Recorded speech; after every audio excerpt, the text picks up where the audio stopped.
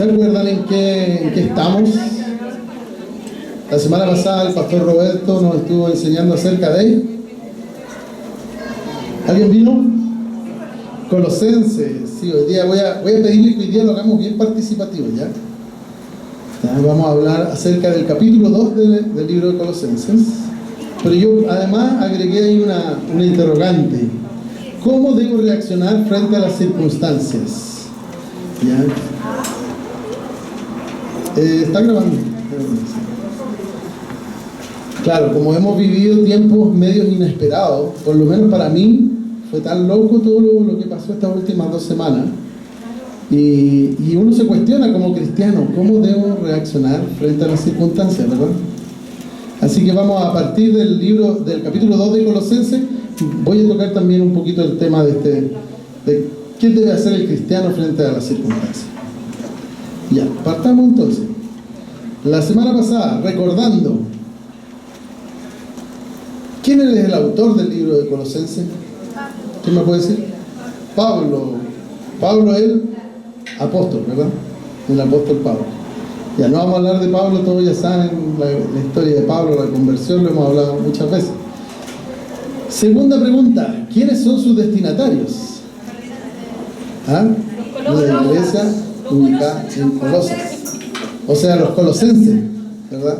La iglesia ubicada en Colosas. Todo esto para recordar, ¿verdad?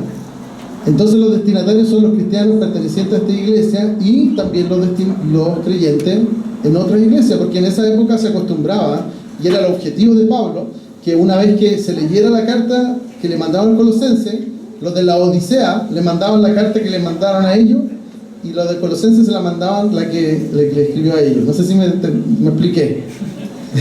Fue enredado, ¿verdad?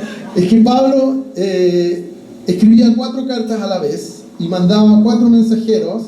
Uno llegaba a la Odisea, y nombro la Odisea porque es la iglesia la más cercana a Colosenses, y otra llegaba a Colosenses. ¿Y cómo sé esto? Porque en el mismo libro aparece, dice eso. Dice, después que lean esta carta, mándensela a la Odisea. Entonces se entiende que estas cartas fueron pensadas no solamente para esa iglesia local, sino que una vez que la lean, córranla, por decirlo así, ¿ya? Eran tiempos en que uno no podía ir a la librería y conseguir material de aprendizaje, digamos. Entonces, estas cartas cumplían un rol muy importante en la enseñanza de llevar adelante el cristianismo incipiente. ¿En qué fecha fue escrita? No sé si Roberto lo mencionó la semana pasada. ¿Alguien sabe en qué fecha fue escrita?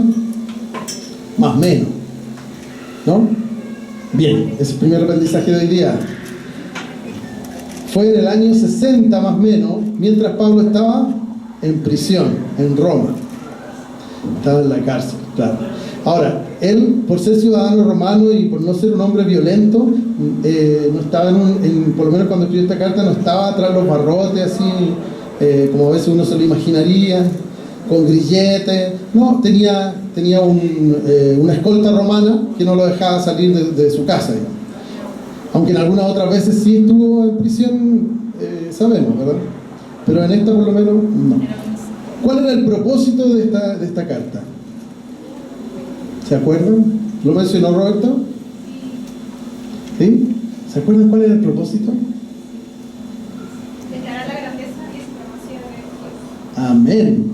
Así es, eso es. El capítulo 1 habla justamente de eso, de dejar bien en claro de que Jesús no era cualquier predicador, no era cualquier profeta, sino que era Dios mismo hecho hombre, ¿cierto? ¿Qué puse yo aquí? Combatir los errores en la iglesia y mostrar que los creyentes tienen todo lo que necesitan en Cristo. Lo que pasa es que aquí estoy hablando del propósito de toda la carta. El otro día vieron solamente el capítulo 1, ¿ya?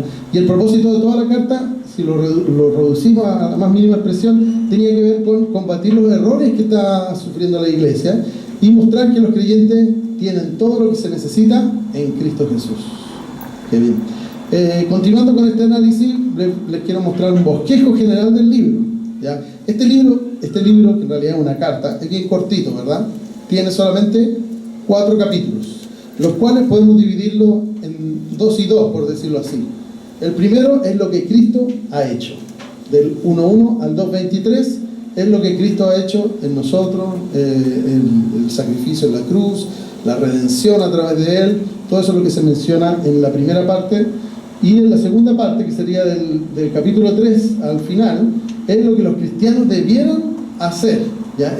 Es un llamado al comportamiento correcto o adecuado que deberíamos tener nosotros los cristianos, ¿ya? Primera instancia para la iglesia de Colosa y, como decíamos, en segunda instancia para todos los creyentes a quien les llegara esta carta también. Los megatemas del libro son 4. Primero, que Cristo es Dios, como se veía en el capítulo 1. No es solamente, sino que es Dios hecho carne. Dios hecho carne, es Señor de toda la creación, por Él fueron hechas todas las cosas, en Él y por Él y en Él.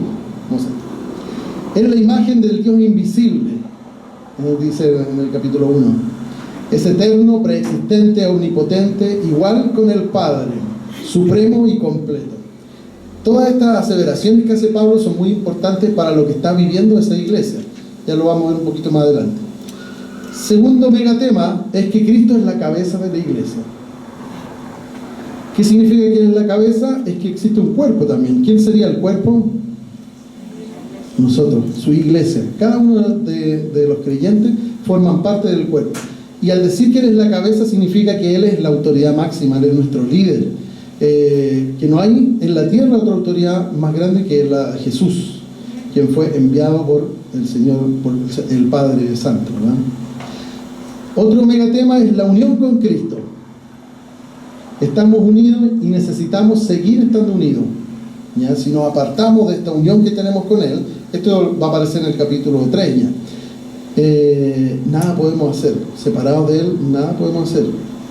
Ya que como Él nos reconcilió con el Padre a través del perdón de nuestros pecados, ahora necesitamos permanecer en Él, mantener una relación. Y esta relación es mediante la fe.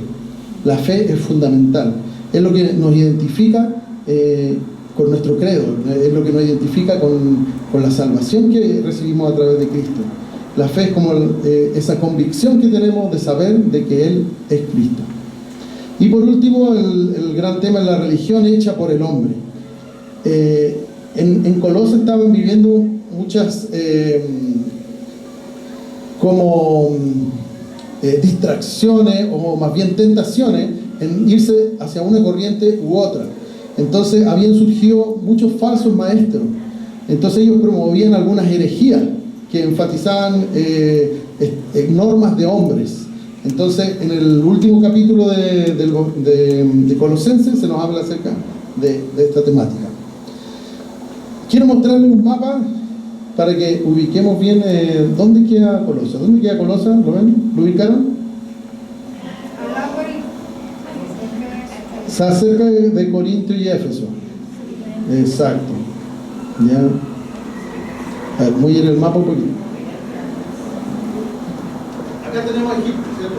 Este mapa nosotros tenemos que grabarlo súper bien, porque cada vez que leemos la escritura nos van a estar hablando acerca de lugares que debiéramos conocer. Por ejemplo, acá, esta es la Tierra Santa, la tierra que nosotros, la tierra prometida, ¿verdad? Todo este sector. Aquí está Jerusalén, aquí está Egipto. ¿Quiénes salieron de Egipto? El pueblo que fue liberado por Moisés. Dios lo sacó y lo dio una vuelta bien loca, porque dicen que el viaje podría haber durado 40 días. Y por la incredulidad del pueblo duró 40 años. Entonces, hay algunos que encuentran en el camino como voy a hacer una vuelta. Por aquí se mueve el monte Sinaí, donde le dio la ley. ¿Ya? Acá está Jerusalén. Por acá vemos que está el mundo griego. Allá está la iglesia y allá está Roma. ¿Quién estaba en Roma cuando escribió la carta? Pablo. Entonces, este mapa me gustó porque dice, nos muestra de dónde estaba cuando escribieron las cartas. Se fija, la carta de Efesios, Colosenses, Filemón, Filipenses, Hebreo y 2 Timoteo estaba en Roma. Sabemos que cuando estuvo en Roma estaba en prisión. Después tenemos las cartas arriba de Corintio, Timoteo. La de Tito no se está tan seguro, por eso se le puso un signo de interrogación. Pero todas las demás se tiene la certeza de que fueron escritas desde ahí. En Corinto está la primera de Tesalonicenses, segunda de Tesalonicenses y Romanos.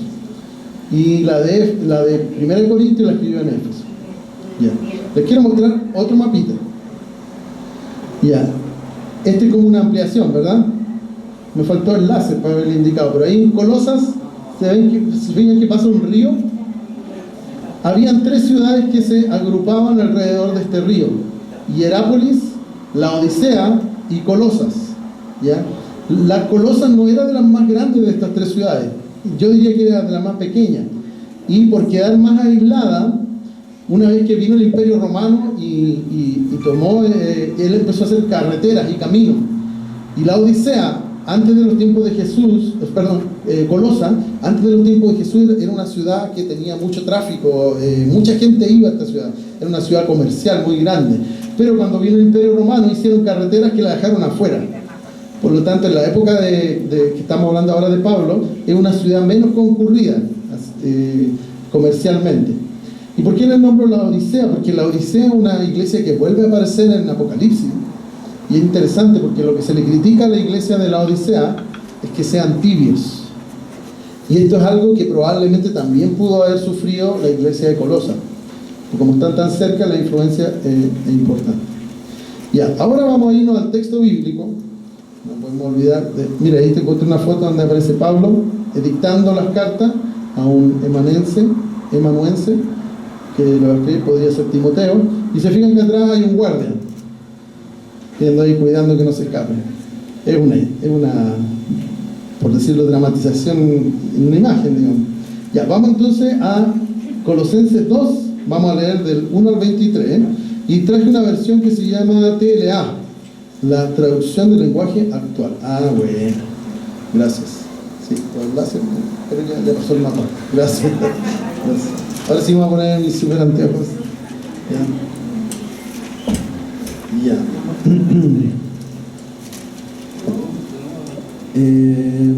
Capítulo 2. Ustedes saben que los capítulos y los versículos no se pusieron desde un principio, ¿verdad?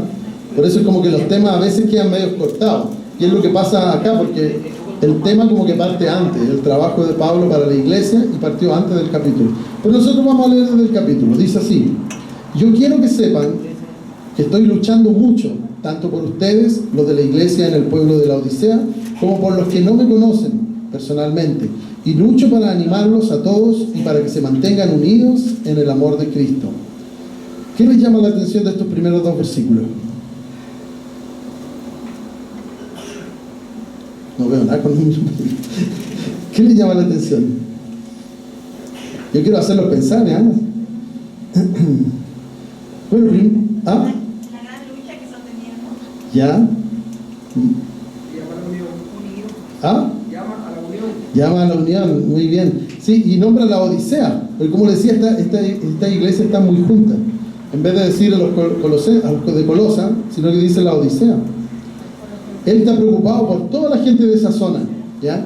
Porque el que plantó esa iglesia, Epáfrata creo que se llama, después me pueden corregir, Epáfrata fue el que instaló esta iglesia. Pablo nunca fue a Colosas, ¿ya? Sino que él, sin conocerlo, a través de lo que Epáfras le contó, él escribe esta carta para animarlo y para decirle justamente esto que decía Francisco: animarlos a todos, en el versículo 2, para que se mantengan unidos en el amor de Cristo, y así lleguen a tener la plena seguridad de comprender todo el plan de Dios y Cristo había mantenido en secreto.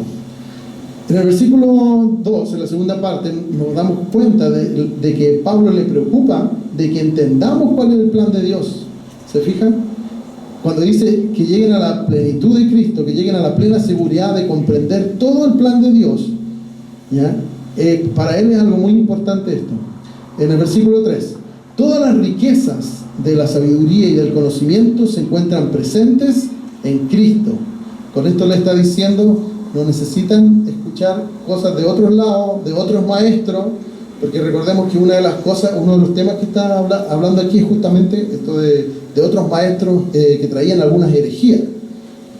Seguimos en el 4, dice: les digo esto para que nadie los engañe con frases bonitas pero falsas, porque aunque no estoy con ustedes, siempre los recuerdo y me alegro de saber que son ordenados y que siguen confiando plenamente en Jesucristo. Les alaba que permanezcan en la fe. Después, en el versículo 6 dice: ustedes han aceptado a Jesucristo como su dueño y Señor, Por eso deben vivir como a Él le agrada, tal como se les enseñó. Confíen cada vez más en Él y vivan obedeciendo sus enseñanzas para ser cada vez mejores y den siempre gracias a Dios. Es muy clara esta versión, ¿verdad? Y yo creo que es casi como que nos está hablando a nosotros también. Yo se la voy a leer como que se lo estoy diciendo a ustedes, ¿ya? Yo soy Pablo. Ustedes han aceptado a Jesucristo como su dueño y Señor. ¿Sí, verdad? Sí. Por eso deben vivir como a Él le agrada, tal como se les enseñó. Confíen cada vez más en Él y vivan obedeciendo sus enseñanzas para ser cada vez mejores y den siempre gracias a Dios. Y aquí viene la advertencia. Tengan cuidado, no presten atención a los que quieren engañarlos con ideas y razonamientos que parecen contener sabiduría, pero que solo son enseñanzas humanas. Esa gente obedece a los espíritus poderosos de este mundo y no a Cristo. Interesante. ¿Usted cree que existen hoy en día razonamientos que pueden alejarnos de Cristo o no? Hay un sinfín de teologías nuevas que han aparecido, y digo nuevas los últimos 60 años, los últimos 100 años, que hacen que la gente se extravíe, que se aparte de la verdad que está en la Escritura. Por ejemplo, ¿han escuchado hablar de Dios Madre? ¿No? Una iglesia coreana. Es que ha llegado a todo el mundo y es impresionante, porque ellos hablan de un Dios Madre y tienen, se supone, una encarnación de Dios en una mujer que vive en Corea, o no sé si habrá muerto. Es impresionante. Y todo pasa por el hecho de no, lo que dijo Pablo antes, que dijo que debemos enseñar cada vez mejor y siempre debemos entender a plenitud el conocimiento que es a través de Jesús. Voy a seguir en el 9, dice: Cristo es completamente igual a Dios y reina sobre todos los espíritus que tienen poder y autoridad. A ustedes no les falta nada, pues están unidos a Cristo. ¿Qué significa que Cristo sea igual a Dios?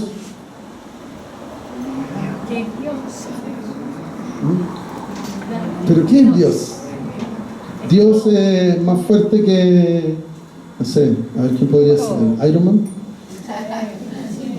O sea, cualquier superhéroe de fantasía que nos imaginemos, Dios es excelso, es superior. Cualquier autoridad que exista sobre la tierra, Dios es más. Y aquí lo que nos está diciendo es que Jesús es igual a Dios. Cristo es completamente igual a Dios y reina sobre todos los espíritus que tienen poder y autoridad. A ustedes no les falta nada, pues están unidos a Cristo. Y ahí es donde ganamos nosotros, el permanecer unidos a Cristo. Los judíos se circuncidan en señal de que son parte del pueblo de Dios, pero a ustedes Dios los hizo parte de su pueblo al unirlos a Cristo, y así les quitó el deseo de seguir pecando. Esa fue la circuncisión que Dios mismo les hizo. Cuando ustedes fueron bautizados, fueron sepultados con Cristo y resucitaron con Él, porque confiaron en el poder de Dios. La circuncisión que nos está hablando aquí no es una circuncisión de carne, ¿verdad? No es como la que tenían los judíos antes, que para poder reconocerse parte del pueblo de Dios, era como una especie de señal para poder identificarse entre ellos. Sin embargo, hay una incircuncisión que es espiritual. Esa circuncisión es la que nosotros... no me baje tanto porque si no me escucho a mí mismo. ¿Sí? ¿Por ahí? 2, 3, probando. ¿Sí me escuchan? Ah, no, te fuiste el chancho. Ya, voy a seguir. Los judíos se circuncidan, ya me perdí, el 12. Cuando ustedes fueron bautizados, fueron sepultados con Cristo. Una vez más, esto es algo simbólico, ¿verdad? Y resucitaron con Él, porque confiaron en el poder de Dios. Ah, ya había leído eso. Pero mira, el asunto, ¿se acuerdan que la otra vez les hablé acerca de los equipos de fútbol? ¿Se acuerdan que los seguidores, ¿cómo se llaman? ¿Fans? No se llaman fans. Los fanáticos, las barras, cuando gana el equipo y hace un gol, todos se levantan y gritan ¡gol! Y después dicen ¡ganamos! Y a lo más se pusieron la camiseta del equipo, pero nunca se metieron a la cancha, ¿verdad? Ellos ganan cuando el equipo gana. Y es lo mismo que pasa con nosotros con Cristo. Nosotros no murimos en la cruz. Nos fuimos ahí, no nos sacrificamos ni nos humillamos hasta lo sumo como Cristo. Sin embargo, como somos de Él, como creemos en Él, nuestra fe hace que seamos ganadores y vencedores en Él. En el versículo 13, antes ustedes estaban muertos, pues eran pecadores y no formaban parte del pueblo de Dios. Pero ahora Dios les ha dado vida junto con Cristo y les ha perdonado todos sus pecados. La ley escrita estaba en contra de nosotros, pero Dios le puso fin por medio de la muerte de Cristo en la cruz. Y esto es realmente un misterio, es muy importante entender todo lo que significa. Dios les quitó el poder a los espíritus que tienen autoridad y por medio de Cristo los humilló delante de todos, al pasearlos como prisioneros en su desfile victorioso. Versículo 16. No dejen que nadie los critique por lo que comen o beben, o porque no celebran ciertas fiestas, ni respetan los días de luna nueva o descanso. Todo eso no era más que la sombra engañosa de lo que estaba por venir. Lo real y verdadero es Cristo. No sé si se ha fijado, pero en nuestra iglesia en general es poco de reglas. En nuestra iglesia no le vamos a dar muchas reglas. Por ejemplo, aquí usted puede venir en short. El pastor nos da el ejemplo. No necesita usar corbata, ¿verdad? Y un poco atingente a esto. Lo importante de toda nuestra fe es lo real y verdadero es Cristo, en el versículo 17. Sigamos. Así que no dejen que nadie los condene, y menos esa gente que adora a los ángeles y que aparenta ser humilde. Dicen que ven visiones, pero mienten. Sus pensamientos los llenan de orgullo, pero solo piensan cosas malas. Esa gente no está unida a Cristo, que es quien gobierna la iglesia y quien le da más y más fuerza. Cristo le da a la iglesia todo lo que necesita y une a todos sus miembros de acuerdo con el plan de Dios. ¿Usted cree que es casualidad que esté aquí hoy día? No. Hay un plan perfecto y hermoso de Dios para ti, para estar unido con lo que es el cuerpo, que es la iglesia. Vivir, ya, el versículo 20. Ustedes están unidos a Cristo por medio de su muerte en la cruz y ya no están sometidos a los espíritus que gobiernan este mundo. Entonces, ¿por qué se comportan como si todavía estuvieran bajo su dominio? ¿Por qué obedecen a quienes les dicen no toquen esto, no coman eso, no prueben aquello? Esas reglas no son más que enseñanzas humanas, que con el tiempo van perdiendo su valor. No se puede negar que son útiles, porque enseñan acerca de la conducta religiosa, la humildad y el dominio del cuerpo, pero lo cierto es que no ayudan a combatir los malos deseos de nuestra naturaleza humana. Esta es una versión bien moderna, ¿se fijan?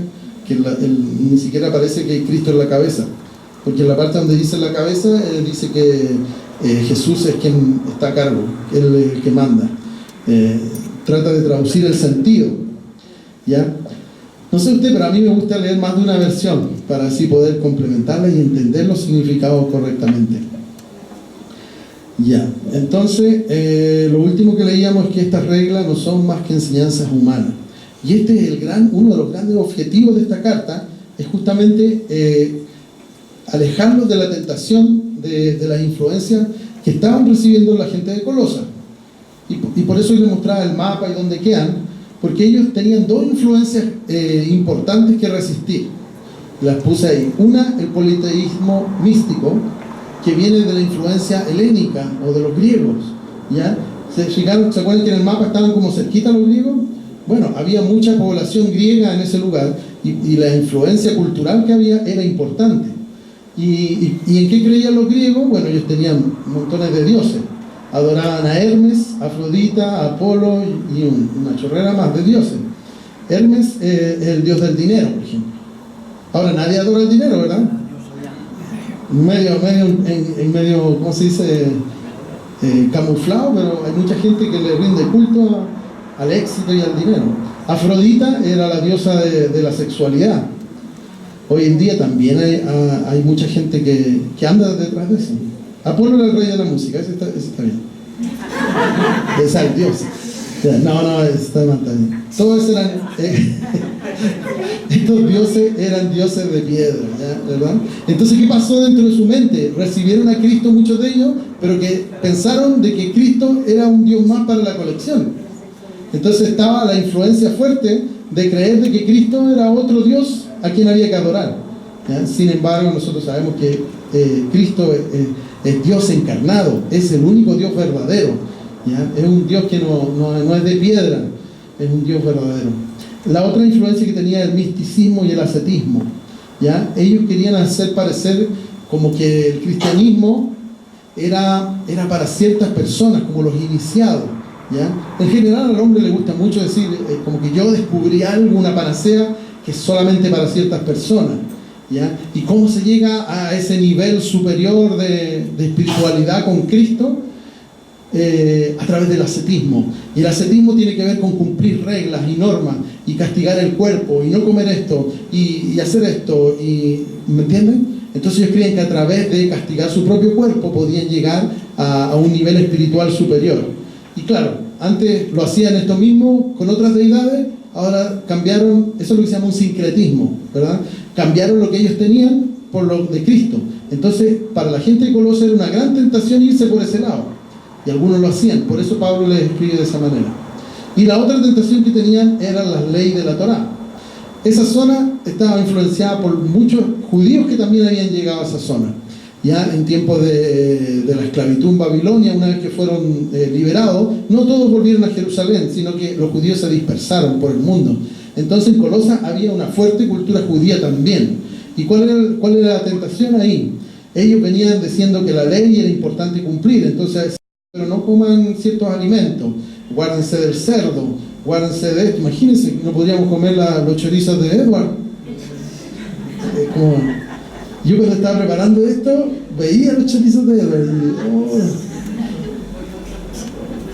Sabemos que Dios nos permitió el comer de otros alimentos, ¿verdad? Guardar los días sagrados. Los judíos tienen 7 fiestas durante todo el año y son días sagrados y muy importantes para ellos. Y es lindo lo que ellos hacen, las tradiciones que tienen yo las respeto bastante, encuentro que son súper buenas, pero para ellos que son judíos, ¿ya? Han habido iglesias protestantes que han querido de alguna manera judaizarse y empiezan a aprender velas y hacer las tradiciones que son de ellos. Y esto un poco los judíos querían judaizar la iglesia, lo mismo que había pasado en otras ciudades también. También era una tentación a la cual podían caer la gente de Colosas. Y por último, lo de la circuncisión, les decían, bueno, si son de Cristo, Cristo era judío, por lo tanto tú tienes que ser judío, y para ser judío tienes que circuncidarte, ¿ya? Y ahí Pablo también les aclara que la circuncisión que tenemos en Cristo, gracias Señor, no es en la carne, ¿verdad? Es en el Espíritu, es por creer en Él, es por tener una claridad en qué significa la muerte de Cristo en la cruz. Ya, y ahora yo quería pasar un poquito desde aquí, desde Colosas, desde las aclaraciones que que Pablo le está haciendo a ellos, las advertencias que le está haciendo, creo que es súper pertinente hablar acerca de esto. ¿Qué piensan ustedes de esta frase? Dice, lo que determina los tiempos son nuestras respuestas. ¿Lo entienden? Lo que determina los tiempos son nuestras respuestas. Si lo dijera en otras palabras, lo que determina a nosotros como cristianos no deben ser las circunstancias. Las cosas que nos pasan no son lo que nos determina, sino en cómo respondemos a lo que nos pasa, ¿verdad? Y para eso, para responder según lo que Cristo quiere enseñarnos, tenemos que estar ligados a Él, tal como dice en el libro, unidos, ¿ya? No podemos dar un fruto bueno si no estamos ligados al árbol del fruto bueno. Entonces, para eso nosotros nos relacionamos con Dios a través de nuestra fe. Y a partir de ahí, nosotros vamos construyendo por las creencias que tenemos. Las creencias las vamos adquiriendo a través de escuchar la palabra de Dios, a través de escuchar a otras personas y también de la experiencia que tenemos con Cristo, ¿verdad? Con el Espíritu Santo, con Dios Padre. Estas dos actividades son las que nos llevan a hacer que nuestra fe crezca. Es importante que crezca. Y nuestra fe nos lleva en el fondo a tener un entendimiento, una comprensión de quién es Dios. Y aquí yo les quiero preguntar, nuevamente. ¿Quién es Dios para ustedes? Una característica de Dios, por ejemplo. Dios es amor. ¿Qué más? Es omnipotente, o sea que todo lo puede, ¿verdad? ¿Están de acuerdo? Es importante que estemos de acuerdo aquí, porque si no, se me desarma todo para adelante. ¿Qué más? Omnisciente, dijeron por ahí, misericordioso. Bien. Omnisciente, que todo lo sabe, ¿verdad? Pastor. Vida eterna. Es pastor, es vida, es luz, es el agua que sacia el alma, es el pan de vida. Él es omnipresente, puede estar en todos los lugares a la vez. ¿Ya? Hay cosas de Dios que jamás vamos a poder explicarlas realmente porque están fuera de nuestra comprensión humana. Pero de lo que sí podemos entender de que Dios es todo, es más allá, es lo que llena todo en todo, como dice Pablo. Yo puse algunas, dice omnisciente, omnipotente, omnipresente, Él es soberano, ama a todos y Dios está en control. Yo pensé en esa para resumirlo, Dios está en control. Entonces, ¿qué pasa? Que nuestra fe es puesta a prueba. ¿Qué es lo que pone a prueba nuestra fe? Las circunstancias. Y es ahí donde nos volvemos a preguntar cómo debemos actuar nosotros como cristianos. ¿Ya? Si nuestra fe ha sido asentada en la verdad de Cristo, vamos a actuar de una manera. Si nuestra fe ha sido asentada en ritos, en actos religiosos, lo que va a salir de nuestra carne probablemente va a ser nuestra carne y no el verdadero Espíritu de Dios en nosotros. Para los judíos hay algo bien interesante y Juan lo nombra mucho, lo habla mucho, el apóstol Juan. Es que él dice de que existen dos mundos, dos creaciones, por decirlo así. Y las palabras en hebreo, Olam Hasé, que es este siglo, y Olam Habá, que es el siglo venidero. ¿Han escuchado hablar de esto? ¿No? Oiga, lea su Biblia. En primera de Juan, Juan habla de esto, y también en el libro de Juan. Es una teología bien importante, que claro, no lo nombran así, porque nosotros no lo estudiamos en hebreo. Pero podemos entender perfectamente que existe un mundo terrenal. Mira, digamos, el primer mundo es temporal y material, ¿ya? Es el que estamos asentados ahora, ¿ya? Estamos en un mundo donde estamos atrapados por el tiempo. Por ejemplo, nosotros tenemos que esperar que llegue la hora de almuerzo, no podemos almorzar al tiro, no. Tenemos que esperar porque estamos atrapados en el tiempo y vamos siempre avanzando. No podemos decidir estar ahora en el desayuno de nuevo, ya pasó. Estamos atrapados en el tiempo. Dios no está atrapado en el tiempo. Estamos atrapados en las cosas de materiales, ¿ya?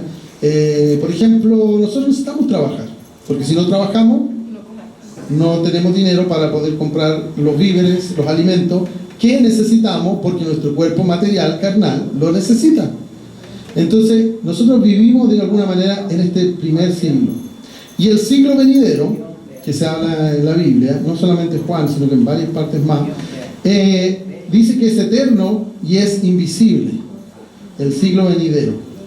¿Alguien tiene un plumón por casualidad? ¿No? No, pero para... No. Ya. Voy a hacer algo y ustedes se lo imaginen, ¿ya? A ver si funciona. Estoy dibujando aquí un mundo, ¿cierto? Este es el siglo actual en que vivimos. Y el siglo venidero se cruza acá con el otro. Aquí se forma una cosa así, ¿verdad? Una intersección. Bueno, gracias. El siglo venidero es lo eterno, lo invisible.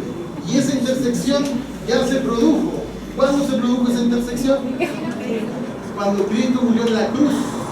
Cuando Él murió en la cruz, el siglo venidero se intersecta con el otro. Y ahora nosotros estamos, imaginemos que hizo una curva ahí, de la intersección para allá. Entonces nosotros ahora ya estamos en el siglo venidero, pero todavía no estamos completamente en el siglo venidero. Estamos en esa intersección. Intersección, claro. Entonces, ¿qué pasa? Mucho del reino de Dios ya está a nuestro alcance, ¿ya? Las bendiciones de Cristo ya están a nuestro alcance. Somos libres de un montón de esclavitud del pecado, por ejemplo. Ahora podemos elegir no pecar. Antes éramos esclavos del pecado. Por lo tanto, nuestra carne nos llevaba siempre a lo mismo, no podíamos salir de ahí. Pero ahora, gracias a Cristo, somos nuevas criaturas. Y mientras tanto, en 1 Juan 2:15 dice: no améis al mundo ni las cosas que están en el mundo.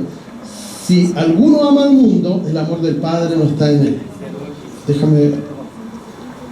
Déjame complementar esto porque lo que dice después también es importante. 2:15.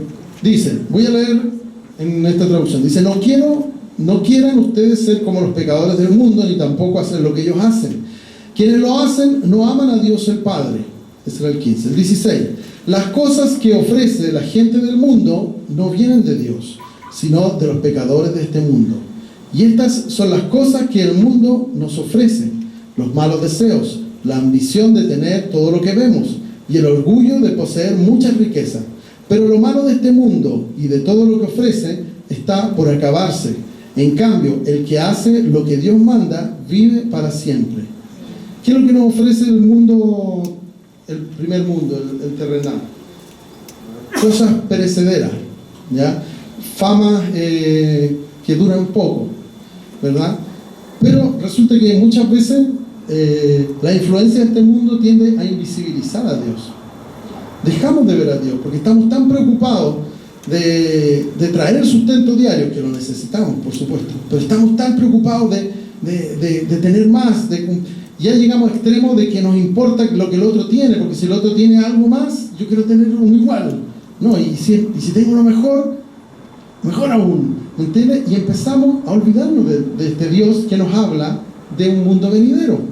Nos olvidamos de la maravilla que tenemos, que nos espera en el cielo, ¿verdad? Entonces, ¿qué pasa? Cuando se nos invisibiliza a Dios, esto tiende a pasar mucho en los países más desarrollados, ¿ya? Países, no sé, como Suecia, y sé algunas cosas de eso porque mi hijo está en Suecia. Está bien, les mando saludos. Mucha gente, a pesar de haber partido como protestante, un país luterano, hoy en día se han olvidado de Dios. En general, hay un porcentaje muy bajo de cristiandad. ¿Y qué pasa? Que el sistema social que tienen ellos, económico, les permite vivir vidas que pueden hacer lo que ellos quieran. Trabajan poquito, ganan harto, pueden pasear por el mundo, sin esforzarse tanto incluso. La señora se va al club de tenis, el caballero se va al de los bolos, y cada uno vive haciendo lo que le gusta hacer. ¿Y qué pasa? Dios empieza a invisibilizar, ¿ya?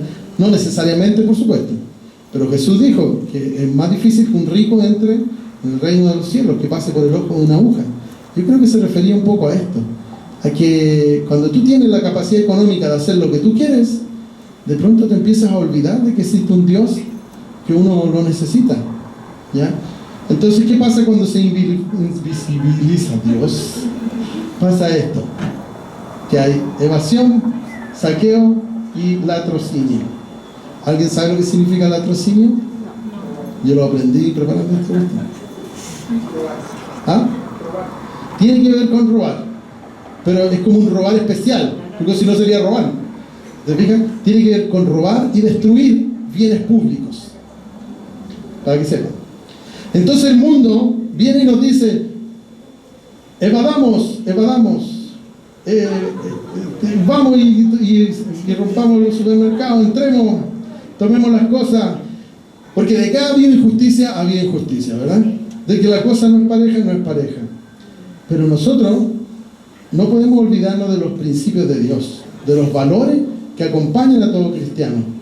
Si nosotros escuchamos lo que el mundo de este tiempo, el mundo que perece, que no es eterno, probablemente nos podemos ver ahí. Ahí están destruyendo cosas que son de todos, que sirven a los automovilistas, que sirven a los peatones. Y bueno, ustedes han visto las noticias más que yo, seguramente, ¿verdad? En Romanos 8:19 dice lo siguiente: porque la creación aguarda con gran impaciencia la manifestación de los hijos de Dios. En esa foto, ¿ustedes creen que se manifestaron los hijos de Dios? No, ¿verdad? Si lo analizamos desde este punto de vista, ya no es tan difícil decidir si tenemos que salir a protestar. Bueno, yo estoy de acuerdo con las protestas pacíficas, por supuesto, porque nosotros hay conductos que existen para hacerlo mejor, ¿verdad? No voy a entrar en política tampoco, porque no corresponde. Nosotros hablamos con la gente de la iglesia y llegamos a la conclusión de que como iglesia nosotros predicamos a Cristo, predicamos su reino. Por lo tanto, no importa si eres amarillo, si eres rojo, no importa del pensamiento político que tengas, porque es bueno tener un pensamiento político. Incluso alguien que dice yo soy apolítico, está manifestando que su política es no tener política. Y esa es su política. Entonces sí tiene política. Ojo, nadie se escapa. Ya, pero nosotros creemos en que nuestra ciudadanía está en los cielos. Por lo tanto, tenemos que actuar siempre, no por las circunstancias, no porque me llegó un televisor aquí delante mío y no hay nadie más. No, las circunstancias no me hacen ladrón, ¿verdad? Mis valores tienen que perseverar incluso en esas circunstancias, ¿ya? Y esto es algo que nosotros tenemos que pensarlo, conversarlo, decirlo, porque podemos caer en la tentación, como lo de Colosa, que si Pablo no les habla las tentaciones que ellos tenían a su alrededor, quizá habrían cedido a una, la habrían encontrado maravilloso todo el ascetismo y guardar los alimentos y esto o lo otro. En realidad, todo eso, ¿a quién le da el honor? Al hombre. Porque yo fui capaz de controlarme, de no comer alimentos. Yo fui capaz de guardarme y orar 11 horas seguidas. Yo fui capaz, ¿me entienden? Vuelve el foco, en vez de Cristo, que Él hizo todo por nosotros, lo estamos poniendo nosotros. Bueno, entonces, la pregunta es, ¿debemos analizar nuestro actuar personal? Sí, debemos analizarlo. ¿Por qué? Porque como yo les mostré acá en mi lápiz invisible, estas dos creaciones están mezcladas. O sea que todavía queda un poco del mundo de acá. O sea, nosotros todavía somos entes pecadores. Todavía somos gente susceptible al engaño. El engaño del mundo, el engaño de Satanás. Todavía somos susceptibles a eso. Por lo tanto, tenemos que cuidarnos. Y para eso, analizar cada noche, pensar cómo estuve, qué hice. ¿Estoy actuando según los valores y los principios que Cristo nos habla? Yo les quiero dar 5. Primero, debemos saber de que no debemos dudar de Dios. Eso es lo que no debemos hacer, ¿ya? Porque si empezamos a dudar de Dios, es quiere decir que no le estamos dando el rol de Dios. Hay muchas creencias o religiones que toman la Biblia como parte de una más de sus creencias. Tienen la Biblia, pero además tienen la revista, además tienen el otro libro, además tienen no sé qué, y de repente salen, apóstoles modernos, que traen nuevas verdades según ellos, y no debemos dudar de Dios. No debemos caer en la forma de pensar del mundo, ¿ya? Tenemos que pensar, ¿estamos actuando como el mundo actuaría o estamos actuando como Cristo quiere que actuemos? Porque ¿a quién queremos agradar? ¿Al mundo o a Cristo o a Dios? Tercero, no debemos hablar mal ni entrar en discusiones que no edifican. Y aquí hay una gran tentación, porque da como cosita cuando la gente empieza a decir cosas y muchas veces hablan desde la ignorancia, ¿verdad? Sobre todo en Facebook uno ve cada cosa y como cristiano yo los animo, y esta es mi opinión, a no entrar en discusiones vanas, ¿ya? Si hay alguien sinceramente que te pregunte tu opinión y quiera realmente tener una conversación con altura de mira, perfecto, maravilloso. Pero si uno entiende que la otra persona está cimentada en lo que ella piensa y cuando uno habla no te escucha, es mejor no seguir, ¿ya? ¿Verdad? Hay que no entrar en discusiones que no edifican. Todo lo que salga de nuestra boca, dice la palabra de Dios, tiene que ser para edificación de los oyentes. 4. No debemos salir de nuestro individualismo. No, debemos salir de nuestro individualismo. Lo otro en el todo, no, sí. Debemos salir de nuestro individualismo, ¿ya? ¿Qué significa esto? Cuando Dios nos invita a amar al prójimo, nos invita a no concentrarnos en solo lo que a mí me pasa. Porque a todos nos pasan cosas. Y todos estamos todos podríamos empezar a decir, pobre de mí, ¿ya? Y a mí me ha pasado. Yo he pasado tiempo, yo soy músico, soy medio artista. Vivir en una sociedad que no valora el arte es difícil. no es fácil. Y uno podría decir, es que no, es que nadie me auspicia, es que no se puede. Y uno se empieza a hundir solo en la frustración, en un agobio. Y para mí es Cristo que me sacó de ahí y me dio libertad. Y ahora mis ojos no están puestos en estas cosas que el mundo, ni siquiera en mí, porque trato de no pensar en mí. Cuando tú te concentras en el otro, créeme que se te olvida, cambia todo y uno se renueva y ya es otra cosa. Y como dice la palabra, ¿qué es mejor, dar o recibir? Dar. Yo siempre he pensado que el que da es porque tiene, ¿verdad?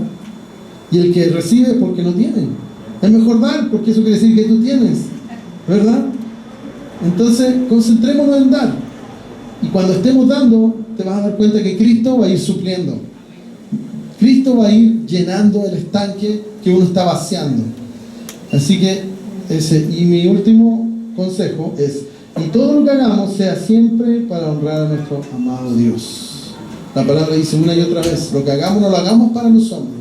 Y en este mismo libro de Colosenses, en el capítulo 4, cuando le toque a alguien compartir, les va a hablar justamente acerca de esto, de que debemos honrar a Dios. Podemos ser esclavos y aún así honrar a nuestro dueño, pero ya no existen esclavos, haciendo a nuestro empleador, trayéndolo a nuestra época, pero no por honrarlo a él, sino que por honrar a Dios. Porque todo lo que hacemos honra a Dios si lo hacemos con todo el corazón, con todo el amor. Y por último, ¿por qué pasó todo lo que pasó? Yo tengo una tesis, una teoría. Yo creo que todo lo que pasó es porque Dios quiere despertarnos. Dios quiere remecernos. Porque si no pasaba nada y seguíamos en este status quo, nada iba a cambiar. Y mucha gente iba a pensar que estábamos re bien. En otros países de afuera, Chile, el jaguar de Latinoamérica. Y muchas sandeces más que se dicen, o se decían. Y en realidad lo que estaba ocultándose era la injusticia social, lo que se estaba incubando era la frustración en las personas. Entonces lo que ha ocurrido para mí es que Dios nos quiere despertar. Pero no solo de ver al hombre que pisa al otro, no solo para ver la injusticia, sino para ver que Dios se ha invisibilizado. Y nosotros estamos concentrados en traer el pan a la casa, en las cosas materiales, en que quiero tener un televisor más grande, o que cuando yo tenga Netflix va a ser increíble, que me encanta eso. O cosas así. Dios quiere despertarnos. Dios quiere que le pongamos a Él como el centro de nuestra vida. Y por último, al despertarnos, veamos de frente a Dios, busquémosle, clamemos a Él, conozcámosle, seamos luz donde quiera que Dios nos ponga, e independiente de las circunstancias, que fluyamos en el amor por el prójimo y siempre con acción de gracia, sabiendo que lo que ya Dios ha hecho por nosotros es como para agradecerle de rodillas todos los días de nuestra vida. O sea, nosotros ya tenemos un pasaporte de ciudadanos del cielo. Todos los que hemos recibido a Cristo en nuestro corazón, ya somos ciudadanos del cielo. Ya somos salvos. No hay nada que nosotros podamos hacer para que Dios nos aparte de su amor, de su misericordia. Entonces cada día, aunque el mundo se empiece a venir abajo, confiemos en Dios. Porque dijimos que Dios era soberano, todopoderoso, omnisciente, omnipresente. A Dios no se le escapó esto. Alguien en Facebook decía, el diablo tiene a Santiago tomado. No, el diablo no tiene nada que hacer aquí. Si el país está como está, es porque nosotros lo hemos llevado ahí. Nosotros nos hemos olvidado de poner nuestros ojos en Cristo. Nosotros somos los que hemos actuado injustamente, algunos más que otros, pero en fin, no vamos a entrar en política, sino que pongamos nuestros ojos en Cristo Jesús. Ahí todavía me queda algo. Nuestra vieja y rebelde naturaleza murió con Cristo. Romanos 6:6 dice, sabemos que nuestro antiguo ser pecaminoso fue crucificado con Cristo para que el pecado perdiera su poder en nuestra vida. Ya no somos esclavos del pecado. Y para que terminemos en Colosenses, para que no digan después que hablé de cualquier cosa, Colosenses 3:9 y 10, no se mientan unos a otros, porque ustedes ya se han quitado la vieja naturaleza pecaminosa y todos sus actos perversos. Vístanse con la nueva naturaleza, y se renovarán a medida que aprendan a conocer a su Creador y se parezcan más a Él. La fe viene por el oír la palabra de Dios. O sea, si quieres que tu fe crezca, tienes que venir a la iglesia. Tienes que leer la palabra, ojalá diariamente. ¿Por qué no? Si comemos diariamente, ¿por qué no vamos a alimentarnos espiritualmente diariamente? ¿Verdad? Hoy día hay avances tecnológicos que nos permiten ir en la micro y escuchar la palabra de Dios, o escuchar un sermón, un buen sermón. Nosotros podemos buscar a Dios y conocerle. El próximo domingo parte el curso que se llama Decididos a Servir. El único requisito para participar en este curso es estar bautizado, ¿ya? Por los que no están bautizados tienes que hacer el curso de bautismo. Pero si tú ya has sido bautizado, estás bienvenido a este curso, que lo que queremos es entregarte herramientas para que tú también puedas dar de lo que has recibido, dar del amor que has recibido y conocer más a Cristo, porque si conocemos a nuestro Creador, nos pareceremos más a Él y actuaremos ya no con nuestra naturaleza pecaminosa, sino que infundidos por el amor de Dios. Y la última frase dice: ninguna parte de la existencia humana está fuera del alcance del gobierno amoroso y liberador de Jesús. A los que aman a Dios, todas las cosas les ayudan a bien. La pregunta es: ¿usted ama a Dios? Demostrémoslo con nuestras acciones. Amén.